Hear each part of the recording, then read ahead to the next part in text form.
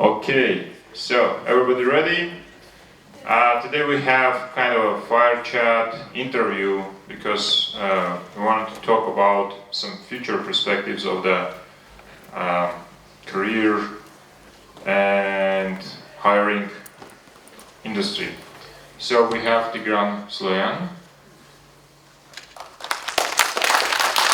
He's a co-founder of a Code Signal company, which is one of the, or maybe the biggest company in the career. Still startup, but already with a good valuation. Congratulations. And actually they started a long time ago, like 2014 if I remember correctly. 15. So really their expertise in a field is like very big. Although we don't want to speak about past today, but maybe you can just present a little bit with a few words, like what's your motto and what you do, and then we will proceed to the...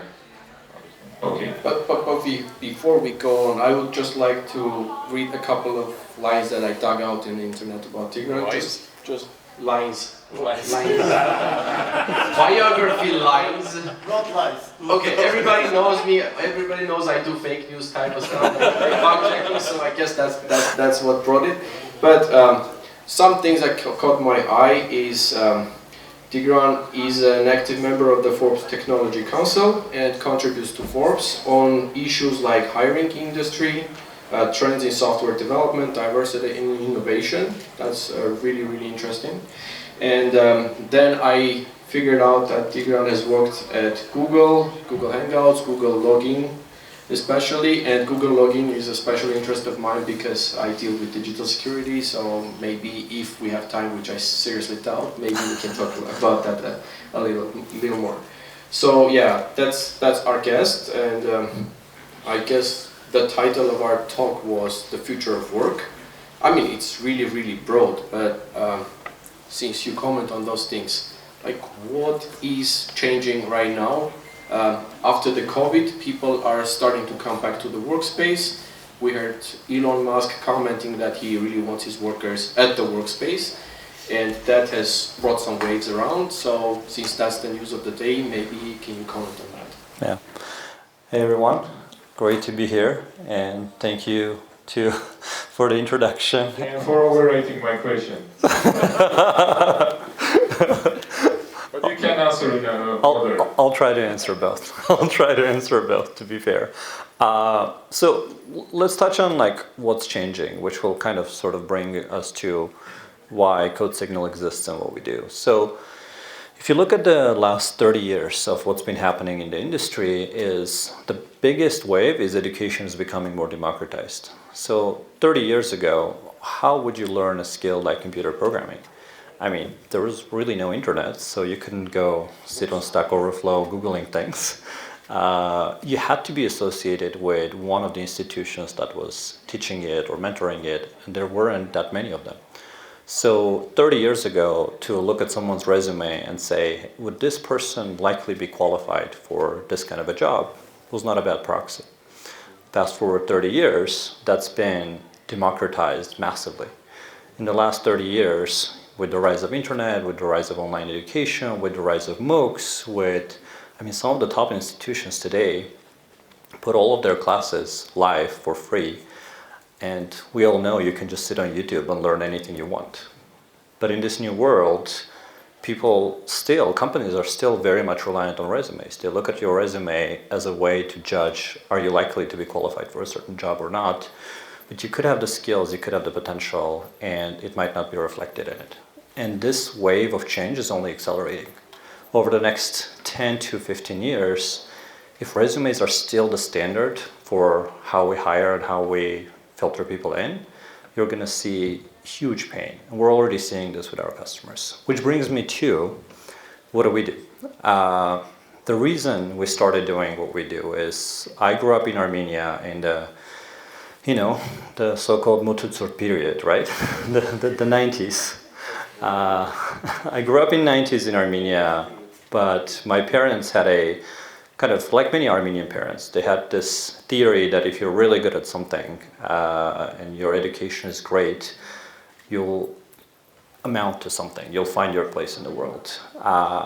The way they differed is they believed that you had to be good at one specific thing, like really, really good at one specific thing. So at a fairly young age, they got me into math competitions. So I actually ran into some of my math Olympiad friends from back in 2000s. But they got me into math contests very quickly. I'm a very competitive person. Math became fun. Started doing a lot of math. Eventually, some Bulgarian guy at one of the international math contests told me that he's going to MIT. So I asked him, what's MIT? He wrote on a piece of paper, MIT.edu. He said, go apply. They love nerdy international math kids. So I went, applied, got in, full scholarship, moved to the US. The way this story leads back to why we started the company is one of my co-founders, Aram Shatakcan, he also grew up in the Mututsurt period. He also went through the whole, you have no heat, no electricity, candlelight homework. But his parents were programmers in his grandpa even, I think his dad and his grandpa were programmers in the Soviet Union period. So they got him into programming. They got him into programming competitions. He was the first person from Armenia to win a silver medal at the international programming contest, the IOI. But he's way more introverted than I am. Never hang out with Bulgarians. No one ever told him about MIT. So he went to Yerevan State University. And imagine what that did to both of our career trajectories. When I graduated, sure, like second year in college, I picked up programming, did a CS and math degree.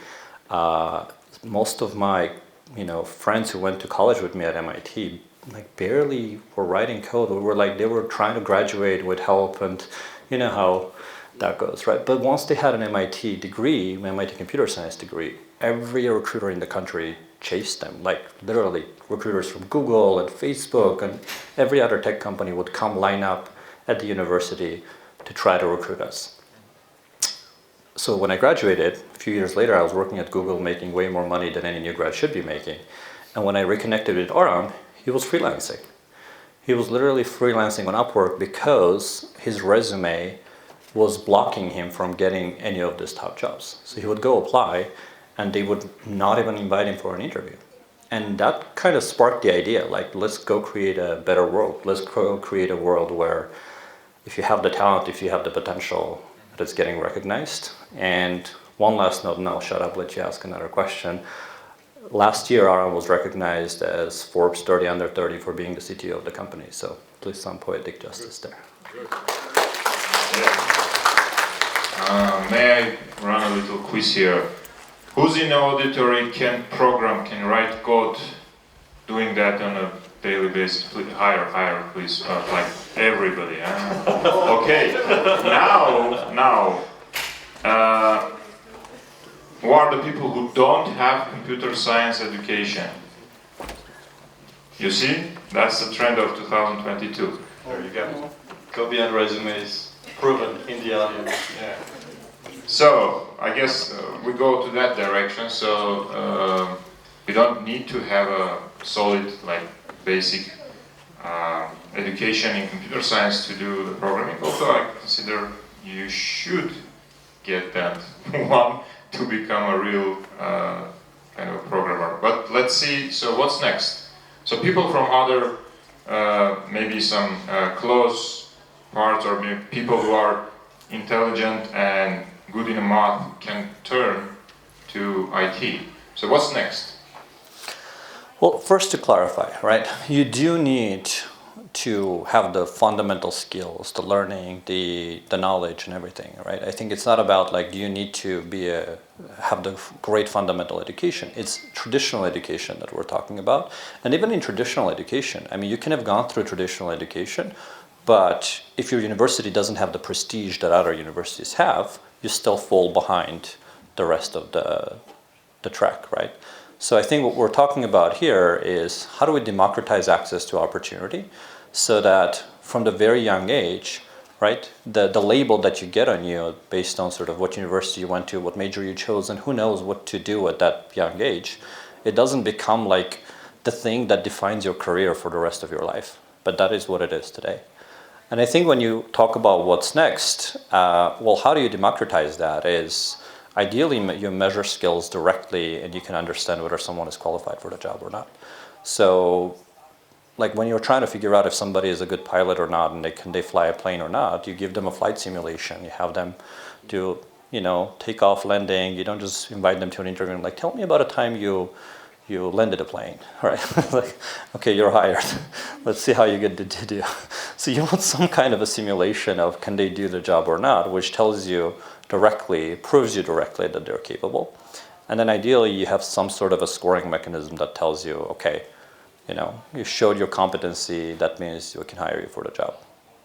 Yeah, but what would you recommend to people who are not in computer science but wants to do the job, and what to take a look and where to pay attention? Yeah, focus on skills. I mean, skills are built through so-called practice, right? Deliberate practice, which is the definition of deliberate practice is you separate whatever skill, whatever job that you're trying to get better at, you separate that into building blocks, right? So, I mean, musicians know this inside out. When you're a violinist and you're trying to learn a piece, you don't just play the thing end to end over and over again. No, you chunk it up, you find the parts that you're not good at, and you do practice that over and over again.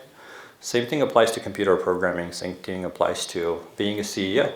I mean, I in my job try to understand what are the building blocks of what I'm supposed to be good at, and try to build practice for those specific things and practice it day in, day out.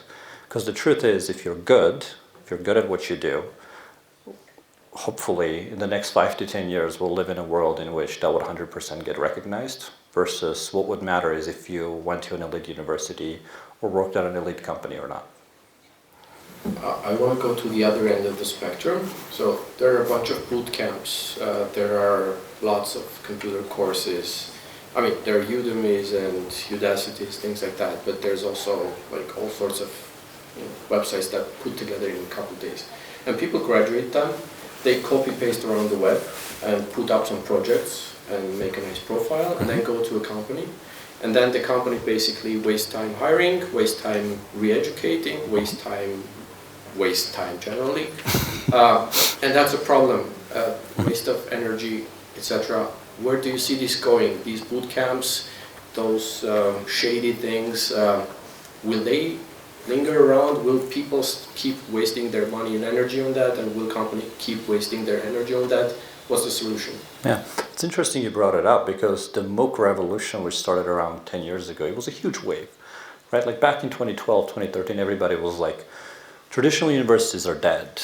Like the MOOCs are here to stay, and everybody 10 years from now will just kind of go online, take a course, get a degree, and that would be the end of traditional universities. Didn't happen, partially because of what you said, right? Like companies have built some level of trust to who graduates from some of these universities, and when they can't put the same level of trust in who graduated from the boot camps, it breaks, it doesn't work. And we've already started helping these educational universities fix it, right? Because we at CodeSignal operate in the skill evaluation, skill assessment space, which means we can become the certification layer. We can become the layer. For example, Lambda School, which is one of the largest boot camps in the US, they are a customer of ours, and they use CodeSignal for admission, homeworks, graduation, as well as graduation certification.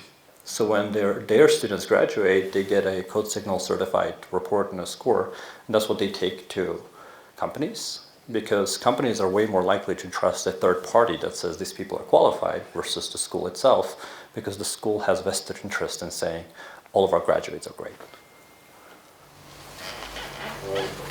Yeah, so a follow-up for Armenia situation. I mean, we have the Yerevan State University, we have the State Engineering one, and a couple of others feature some sort of courses. Do you see a chance for our technical graduates, for our technical universities? What should we do? Where should we invest to grow? I'm one of those lecturers who has been teaching HTML to journalism students, but on a whiteboard with a chalk, and that was a hell of an experience, honestly. How do you run it? Yeah. So Just I mean, take the whiteboard and run, you know? The example is basically about lack of investment, but is it just money, or is there anything else we can do? Hopefully this is a non-obvious answer, because every time I talk about this, people are like, oh wow, we didn't think about this. So I get asked a lot, right? Like, what was the role of MIT in your success and what you've achieved, what you've become? The truth is, I missed probably half of my MIT classes. I was sitting at home doing homework and Don't at tell night. students. But here's the key, right? Here's the key. The thing that made MIT special was the environment. I mean, yes, the lecturers are good. Yes, the classes are nice. Yes, but environment, like what's cool is everything. Because you go to MIT and to some of these other successful educational institutions, you have an environment in which how many classes are you taking? How hard are they? What's your GPA? What's the, how much did you sleep tonight? That is literally the cool factor, right? And in that kind of an environment, it pushes you to study, to drive forward, to try to be better. And I think when I look at Armenian educational institutions, I think that's something that's missing. And not just higher education, right? Like starting from school. And I know this from I didn't go to higher education in Armenia, but I went to school here.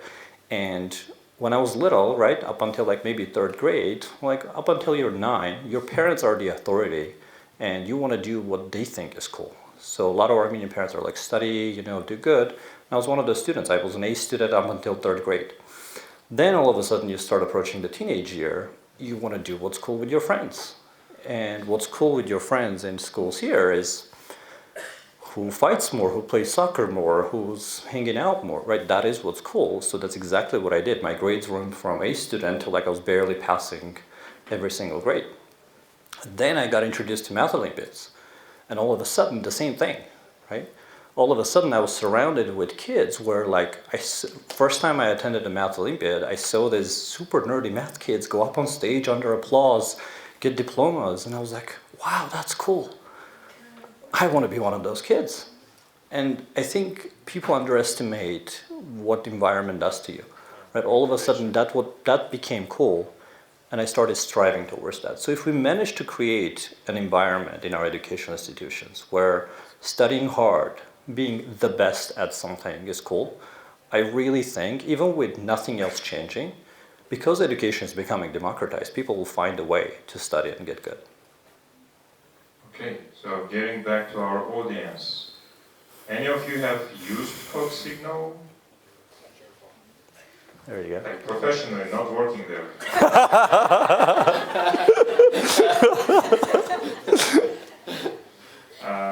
Did it help you to get a job? Hence. Oh. We're not as popular in Armenia, by the way. Like I think in Armenia we have, I think, Pixar, Workfront, some of the other ones, and both of those started being customers in the last year or two. We're way more popular in the US. So if you went to a similar audience in the US and asked how many of you have gone through CodeSignal to get your job, you probably have like 70% of the hands up. Yeah.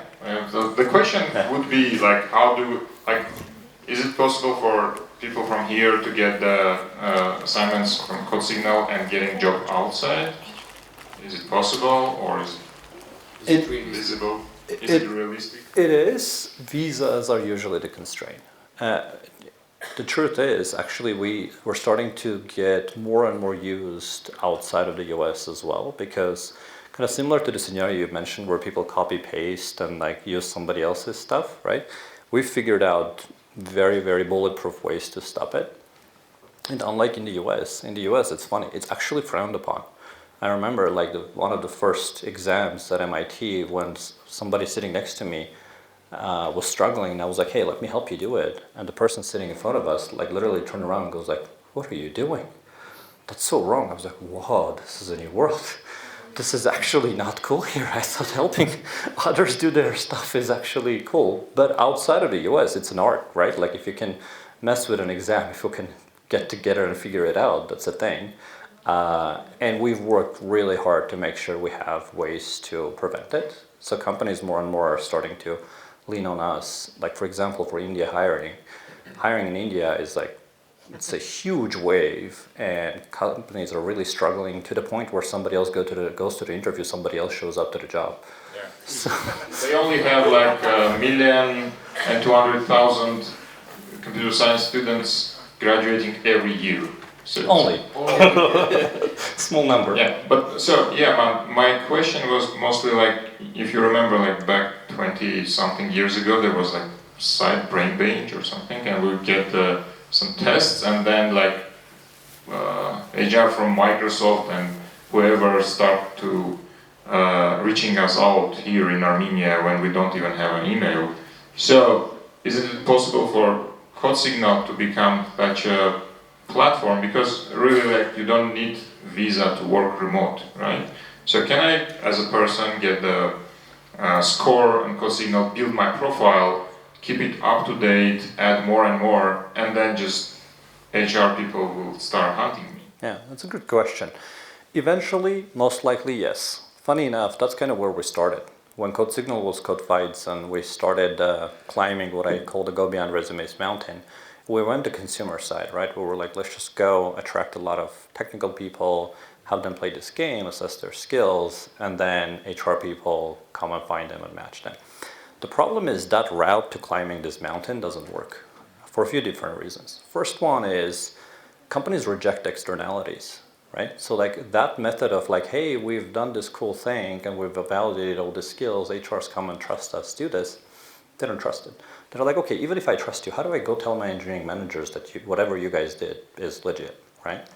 So that's one reason. The other reason is like, doing assessments, evaluating your skills, doing interviews, it's hard work and it's stressful.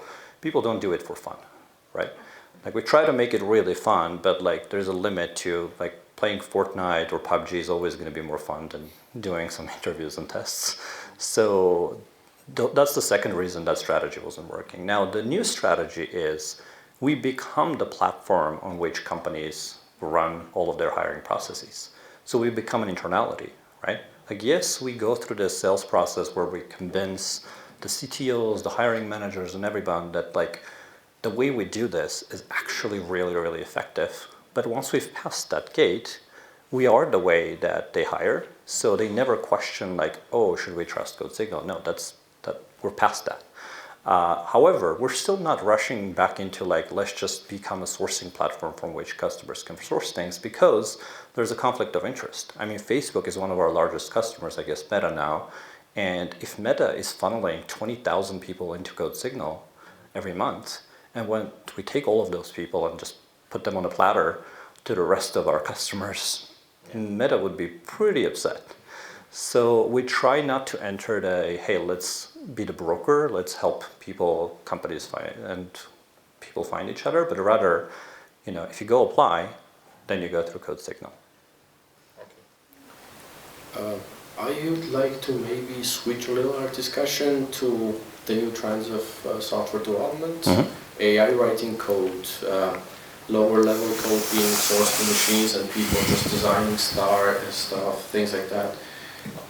What do you think where this is going? Will we face a situation where people will just be standing there, putting the structure and then machines write the whole of it, and so it's no use learning low level code like assembly is gone now? Practically very few people know it, and so do you think that's where we're going, or the skills we learn, like pretty basic coding, is it still going to be relevant 10, 20, 30 years from now?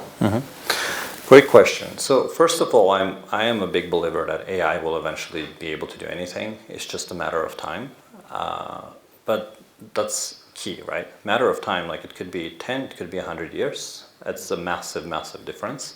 The way I think about it is the day we get to a point where programmers have been made obsolete by AI, everybody else should be too. Right? Because if you've reached a meta level where computers can write program to modify code, to like build new things, I mean, we should have been able to automate everything else by then, right? Because by definition, if they can create code, they will have just like created everything else too. But these days, I mean, what AI can do hasn't been that impressive, right? Like we're still, even basic things, AI and machine learning is unable to do and recognize. So I think we're a long ways away, and if I'm someone, like I've got 2 little girls, and if I'm giving them advice on like what to learn, it's 100% math and programming. Because if I have to put a bet of what skill set would be relevant 10, 20 years from now, I mean, sure, there's still a chance it will be relevant. I think those would be the last ones to be eliminated. A follow-up, is it real AI at this point, or is it just a myth right now? I mean, like, I know machine learning, but with AI, have you seen real AI anywhere? You've got to start with the definition of what real AI is, right? So is it the Turing his name test? is Elon Musk. Yeah. Is it the Turing test? What is it? So once you've defined it, then... I mean, news emerged last week, literally, that a Google employee, they had some sort of AI and it was being sensitive and it was already self-conscious and Right. it could have feelings and being... I mean, like, is this even possible? I think the funny thing is that the definition of what we consider intelligent machines has just been changing. I think we say something and then machines get there and then we're like, no, we're changing the bar. I mean, back in the day, we used to say that, like, you know, chess is one of the most creative and smart things somebody can do. The definition of who was good was like, good at chess, wow, you're such a smart person. So it was like, you know, computers would never be able to beat Kasparov, and then they did, and then we said, okay, wait, no, but that's, you can calculate stuff. So let's change the definition. Nowadays they say like creativity, but then we have AI creating like original paintings, and then we're like, no, let's say when they're sensitive, when they have a sense of self. I'm pretty sure once we get there, we'll change the definition again. So I think, I mean, look, we have a built-in fear, and Hollywood doesn't help because there is Terminators and everything. So we have a built-in fear of like AI is going to come kill us all. I'm dramatically against that idea. If you look at history, technology over and over again has saved civilizations, and vice versa. Civilizations who fell behind in technology creation did not survive. So I know it might sound crazy, but the truth is, every single civilization that lived in their bubble usually, believing they were just on their own, kind of like we do right now. It was like, hey, it was just us. We can just fight between ourselves and like stop technology from advancing. Usually what happens, some other civilization with more advanced technology shows up and you go, oh shit. So I think for us, if we were to learn anything from history, is that one, technology is close to impossible to stop, so why fight it? Two, technology usually advances human prosperity of our societies, and it's not a zero-sum game, right? The whole point is that if AI can do everything, you don't need to work on things you don't want to do, right? So you create a future of abundance. Part of the reason that, like, you know, you don't have so many people cleaning the streets these days. You've got machines that do it faster and better, right? Back in the day, you had to plow the whole, like, horse shit from the streets, and cars help to eliminate that. So the point is, we can get to a future in which most of the stuff machines can do, we don't have to do, so we can focus on doing higher level things. And in case someone shows up with better technology, we're at least somewhat prepared. Yeah, okay. Again, back to reality. So, hiring is very, very hard these days, especially in Armenia. Like, we have so many companies trying to find people, you know. And how you solve this problem in Armenia? Do you use CodeSignal to hire people? And like, what about remote work? Like, how do you handle that? How shocking would it be if I said, no, we don't. We tried, didn't work. We absolutely use CodeSignal for our own hiring, and not just for engineers, to be honest with you. I think we're big believers that simulating the job, simulating the skills is how you hire, and we usually hack our product, even though it's built primarily for technical hiring. Even for non-technical roles, we find ways to build simulations into our product so that we can better assess skills. But look, when it comes to the market and hiring here, supply is the ultimate constraint, right? So like, you have so many companies entering the space, both companies that were started here, companies with Armenian founders, as well as external companies that have no connection or correlation to Armenia. But there's still a lack of supply, and the supply is not keeping up with the demand. Because over the last few years, demand has skyrocketed, and supply, yes, there are some boot camps, yes, there's more people going into computer science, but if supply is growing linearly, demand is growing exponentially, which is why you're seeing that constant stress anytime you talk to somebody who's trying to hire in tech. they're like, yeah, no, we can't find someone. I mean, we're lucky because doing what we do is obviously we get a slight competitive advantage, especially when it comes to hiring engineers. But even then, we've been very focused at keeping our team small because I've worked at companies such as Google where you walk up in the morning and you try to go to work and you're like, feel like it doesn't matter if I go or if I don't. It's a weird feeling, right? Especially for someone who's driven by impact or someone who's driven by making a difference. When there's so many people and it's so large and most of the people are working on stuff that will never see the light of day, you're like, this is kind of boring. And I've always wanted to create an organization in which what every single person does actually matters and they can tie it back to the vision of the company, back to how they're going to make change and impact the course of the company. So that's why, I mean, anybody that finds out how small we are today goes like, what?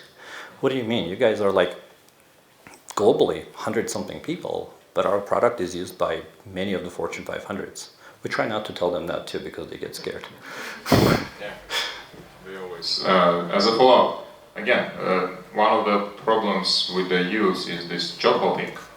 So they usually some people can just be there for a few months and then like, oh, it's not interesting for me, and then go out. Like, what would you say? Somebody's talking. It's okay, it's Samvel, he's allowed. I mean, look, that's inevitable, right? In any market where demand outpaces supply, the people in the supply position get spoiled with attention, with opportunities, and that's going to happen. I mean, if you think, job hopping and retention is a problem here, show up to Silicon Valley, it's completely insane. I mean, it's a thing. People think of it like building a portfolio. Like I've talked to people who are like, oh yeah, we stay here for a year, get vested 25%, then we go there, and it's like, gotta have a diversified portfolio of stocks. I'm like, that's insane. That's the developer investors. Yeah, exactly. I'm like, one, that's a poor investment strategy, but two, come on, like you're not being effective anywhere by hopping so much. But then again, if you're getting so much attention, if people are just fighting for pedigree, that's eventually what happens when you just reshuffle pedigree candidates between pedigree companies and everybody is losing. So I think collectively, if we can manage to focus on like how do we grow the supply versus how do we better fight for the existing supply, is ultimately going to be a win-win for everyone. A question related to supply in a way, because of the unfortunate situation in Ukraine, Russia's invasion of Ukraine. We had a lot of Russian nationals moving to Armenia, many of them highly skilled technological talent. But I see that most of them move here with their companies or they move here to work for their freelance jobs outside of Armenia. So it's like we have these all new skills coming and they're not mixing with the Armenian IT ecosystems. It doesn't seem that many Armenian IT companies, or maybe I'm wrong, like this is like we're in dark waters here because there's no statistics, but I see that I don't see all of them suddenly flooding the Armenian startup market, etc. Is there something that's wrong here, or we just take it as normal and observe those people, valuable talent come here and then work for outsiders and then maybe at some point just move somewhere? I think this is also about digital nomads and these kind of things. Yeah, I think fundamentally anytime you have talented people coming to your region, doesn't matter it's a city, country or anything, you should just be super happy. Because talented people bring opportunity, talented people bring innovation, they bring energy and drive. They create an environment, right? We talked about environment. I mean, the concept of an environment in which people are driven and strive towards something is true for entire cities as well. Like whatever is cool in that city, that's what people tend to gravitate to. I mean, it's kind of funny that in the US there is this raging debate between like, are immigrants good, bad, in a country that's been built by immigrants, right? So I'm not surprised that people are talking about this in Armenia too. Where it's like, ooh, all these immigrants coming, like, are they stealing our jobs or are they good? Why aren't they working at Armenian companies? I'm like, let's just get over it, right? Like, the point is, if you can attract highly skilled, talented, driven people into your mix, that's always going to elevate the whole, yes, net, you'll see some negative, you'll see some positive, but net, it always drives it forward because it creates an environment and this magic cycle where more talented people bring more money, bring more innovation, attract even more others because it demystifies what it is. Because you can imagine, like, if I gave you a name of a city you don't know in a country you've barely heard of and say, hey, do you want to move there and work? And you'd be like, no, thanks. But if a friend of yours was already there, all of a sudden that de-risks the chances of you going. So another hidden benefit is that with all that influx, now it has demystified this, assuming that they're having a distant experience for a lot of their friends and relatives. So I actually think it's an amazing thing. I wish we would have more of it globally. And maybe a follow-up. This brings me to maybe workspace diversity. I saw some interesting statistics last year that women in Armenia are pretty active in the IT sphere. Armenia is one of the leading countries with the percentage of women engaged in IT. I don't know, have you, I know you're far and maybe you don't have knowledge about this so much, but diversity in the development, in the IT companies, how important is it? Diversity is important in general, right? Regardless of IT and other places. But I think the point is that majority of humans, regardless of race, gender, are born with an incredible potential. I mean, the human brain is probably the most amazing invention so far done by nature, not by humans. We've not even come close to creating something as amazing as the human brain. And pretty much all of us are born with a healthy human brain. But that talent is rarely realized, right? That potential is rarely realized. And worse yet, when it is realized, people don't recognize it because of their biases. So I think when we talk about diversity, I want my children to live in a world in which, first of all, let's talk about Armenia. I don't know about the statistics that you mentioned. What I do know, right, that we have a societal problem where from a young age, we tell kids what they can and cannot be. Like we encourage the boys and discourage the girls, which is crazy. Because if you tell someone, especially at a young age, they can't do something, they're more likely than not to internalize that concept, right? Because they're not mature enough to be like, who are you to tell me, right? I mean, even adults rarely have the bravery to say, who are you to tell me? I'm going to go show you whatever I can do. But if you grow up in a society from young age being told you can't do something, you internalize it. And as one, or you shouldn't do, as it happens. Or you shouldn't do, right? And as one smart person once said, whether you think you can or you think you can't, you're right. And I think that's what we've got to fix, right? I'm happy to hear that there is an influx of female tech entrepreneurs and people working in tech, and I'm looking at the front row and seeing many of our amazing female signalites, and we've been a company that's been very, very active and vocal about this, but it drives me crazy to, when I hang out with my friends and I see that they stereotype their girls, and I'm like, you gotta cut it out, because you're actually hurting this person's chances to be what they can be. Hire them in IT. By the way, you can use water. I'm good. Still survive. Okay, so before the last question, anybody has question? Raise your hands. 1, 2. Okay, can I ask you, whoever has questions, come here so we can pass you a microphone. And before you're coming and preparing, I would like to ask, what's your vision of the code signal to be in 5 or 10 years? It's a kind of a mission statement thing, but it's interesting to hear. Yeah, so like I mentioned, right, we're on a mission to climb the Go Beyond Resumes mountain and to create a world in which resumes are no longer the standard. So create a world in which if you've got the skills, you get recognized for it. We're definitely not living in that world right now. And the biggest problem with living in the world we are today is if I'm someone who's like, hey, I want to become a computer programmer and I'm going to sit on YouTube and listen to Ruben Mesjan, my dear friend, teach computer programming. But then you have this doubt, once I'm skilled, are people going to actually value and see this skill? It's incredibly demotivating, right? Because it's already hard enough to go study and learn the skills. So it's not only important for companies to be able to be competitive, for people who are already highly skilled to be able to find the jobs they deserve, it's also important for the future generation to say, look, I know we live in a world where if I had the skills, I'd get recognized for it. So the mission and the goal for the company in the next 5 to 10 years is to create that world. As far as the milestones, our goal is to take this company public by 2025, 2026, and we're well on our way of doing it. So. Hello. It's nice to meet you in person. I used to hear about you many times. So here's my question. You mentioned that in Armenia, CodeSignal is not widely known as you would want it be.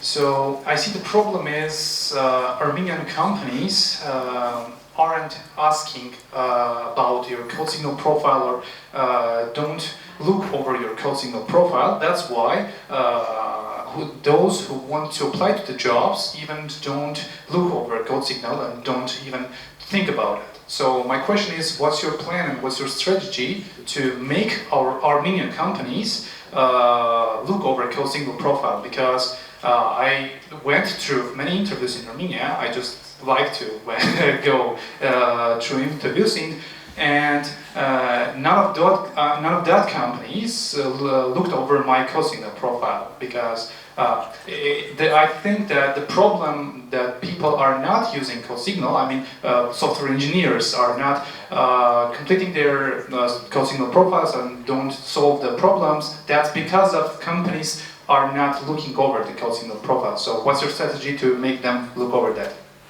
Thank you. Great question. So first, take a step back, right? As the CEO of the company, my responsibility is to do what's best for the company, right? Like, I grew up in Armenia, I care deeply about the people, the nation, the future of the country, but for me, my number one responsibility is to do what's best for the company. And from that perspective, the unfortunate fact is that even if every single Armenian IT company was a CodeSignal customer, our revenue would change like 0.01%. So from a market perspective, there is no like business case to say, hey, let's go deploy our sales team to make sure every single Armenian IT company is using it. However, even with that, like I said, right, there's me professionally and then there's me personally, and those two are hard to separate, by the way. People mix in the two and they do business decisions where you're like, how's that helping your company again? Why are you spending the company's money to like just put more spotlights on you, which drives no real revenue or no real growth for your company? But anyways, what I can do personally, which I've been doing personally, is first of all, crazy discounts for all Armenian companies. I mean, what we charge to some of the customers that are based in Armenia is like 10% of what we would charge if they were in the US at that same size.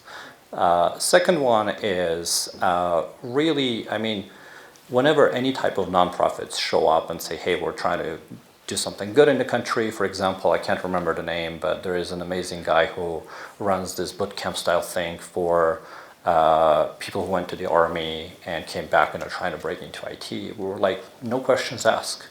No questions asked. Here's the tool for free. Go use it, utilize it, right? So those kinds of moves where it's like, yes, as the CEO of company, I can't say, hey, Armenia is where I grew up, I care about it, so let's go spend countless hours bringing 0.1% growth to the business, but I can do some of these personal moves that make it easier to grow the adoption. Thank you. Of course. I guess no more questions. I asked you to come here. Okay, My voice is really strong. One question about, I think you hit the nail about the environment in the universities, in the Armenian universities. So I'm wondering, from your experience, what is there anything that Armenian universities can do to improve the environment and whether CodeSignal can play a role in it? Thank you. And your voice is loud and clear, so thank you. I think the first thing is realizing that environment is like more than half of the job. I don't think they are. I don't think they realize it. I mean, every time I watch a debate about education, the future of education, the debate is mostly about like, how do we change what we teach? How do we change the courses? How do we change admission? Yada, yada, yada. But like, doesn't get at the heart of the issue, right? So I think the first thing that can be done is like, look, let's be clear, the environment matters. How do you create that environment is a whole other question. I think it potentially has to be created starting from earlier, like from schools, middle schools and high schools, because again, it's a continuum, right? It's not a binary outcome. And if that continuum is kind of broken in the early years, it's still going to be broken when they move on to the university years. And I do believe, though, that educational institutions like schools and universities can be the grassroots of changing the environment in the society too. Because again, eventually, if we get to the point where in our society, people who are smart, capable, have the skills, are valued and celebrated, and again, it's a struggle in the US too, right? There are certain bubbles, such as MIT and other places, where like that's what's cool. But in the wider United States, like they're trying to organize campaigns and get celebrities. There was this like will.i.am and a couple of others, like Justin Timberlake did this video where they were singing, "My robot is cooler than your robot." The goal was that, like, let's just encourage, make robotics, not other stuff, cool. So I think for us, because it's such a small country, I think just the educational institutions can become the grassroots for a wider societal change. Thank you. I mean, we were arguing because we're really desperately short of time, but I wanted to ask this. We seem to have, a benefit, but also a curse of having this vivid startup ecosystem, which is taking all the IT personnel, IT people, qualified people from government agencies, from media, from non-profits, all into the startup and tech ecosystem. So we see that the country sort of is starved for technical talent, and we get asked this question: what should be done? Like, is there a way to handle this problem somehow? Is there a way to make sure that the government has enough qualified tech personnel, the media, the non-profits? Where do you see any solution to this problem? Great question, by the way. If history teaches us anything, that it is going to happen.